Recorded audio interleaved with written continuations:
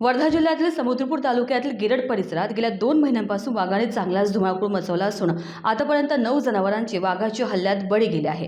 या वाघाच्या प्रत्येक हालचालीवर वन विभागाला मिळताच उपवनसंरक्षक हरवीर सिंग, सहाय्यक वनसंरक्षक अमरजीत पवार यांच्या मार्गदर्शनात वनपरिक्षेत्र अधिकारी निलेश गावंडे स्वतः लक्ष ठेवून आहेत। 5 मार्चला रात्री 8 वाजताच्या सुमारास गिरड खुर्सापार रस्त्यावर शेतकरी वसंत राणे यांच्या मालकीची 50,000 रुपये किमतीच्या गायीवर वाघाने हल्ला चढवत जागीच ठार केले।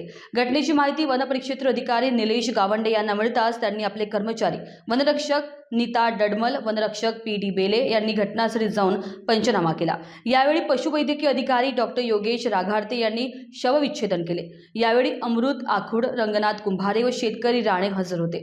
घटनास्थळी वाघाच्या हालचालींवर नजर ठेवण्यासाठी वन विभागाच्या वतीनं ट्रॅप कॅमेरे बसविण्यात आले आहे। झालेल्या नुकसानीची भरपाई देण्याची मागणी शेतकऱ्यांनी केली आहे। इंडिया न्यूज TV 24 करिता सतीश काळे, वर्धा।